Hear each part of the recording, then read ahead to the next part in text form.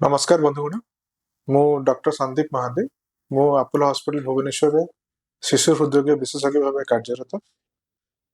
मु छोट पिलांकर हृदय रोगर चिकित्सा करें आम भारत वर्ष रे प्रति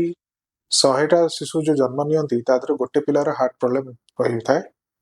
तेणु पिला मानकर सब जन्मगत रोग जिते सब अच्छी भर हृदय रोग सबुठ कमन सबुठ इजिली सीन आगुरु ओडिशा रे छोट पिलांकर हार्ट बीमारी जो हार्ट जो कणा ये रोगर कौन से चिकित्सा हो पार नथिला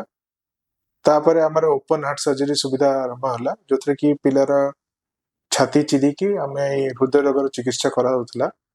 तापर पिला किछि दिन आईसीयू रही तापर संपूर्ण सुस्थ होगी नॉर्मल जीवन यापन कर पारथिले तापर एबे आजिकली जो लेटेस्ट टेक्नोलॉजी आसी जोटा कि की होल सर्जरी कहा जाए जो बिना ओपन हार्ट सर्जरी बिना कौन छाती चिरिकी पिलार जंघ बाटे जाइकी जंघर भेन और आर्टरी थ्रू रु जाइकी आम पिलार हृदरोग चिकित्सा कर आर लाभ यह जे यही ट्रिटमेंट द्वारा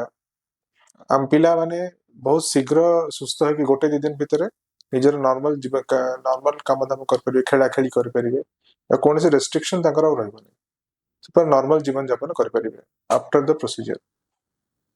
एबे आमे जानिबा कि केमती जानिबा कि आपनको पिलार हार्ट रोग अछि बोली आपण केमती जानिबे तने जदि आपनको पिलार ओजन बढ़ुनी पिला खाउनी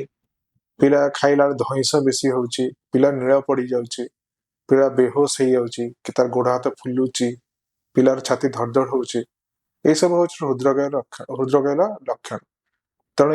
ए सब लक्षण जदि अच्छी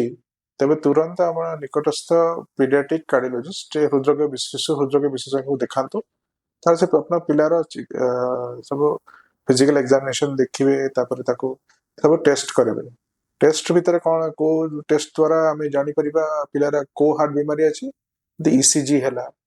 कि इको 2D इको द्वारा सब ऑलमोस्ट सबू हार्ट बीमारी आम डायग्नोसिस कर थरे डायग्नोसिस हो गला परे तापर आम ट्रिटमेंट प्लान कर परिबा तेणु आम जब पिलार जो हृदय गुड़ाक अर्ली स्टेज डिटेक्ट करवा ताले अर्ली स्टेज ट्रिटमेंट हो पार एंड तापर पिला माने नॉर्मल जीवन यापन करें जो नॉर्मल लोक भावती कि पिलार हार्ट कणा थिले कि किसी हृदय रोग थिले पिला नॉर्मल लोक भाया रही पारिबनी एटा बिल्कुल भूल धारणा संपूर्ण ट्रिटमेंट हो सारा पर पिला माने पूरा सुस्थ होकर नॉर्मल जीवन यापन करें तेणु आपण को मोर अनुरोध जदि आपण पिलार ये कौन हृदय रोग लक्षण अच्छी तेज तुरंत आसिक निकटस्थ हृदय विषय देखातु एवं पिलार चिकित्सा कर नुआ जीवन दिंतु। धन्यवाद।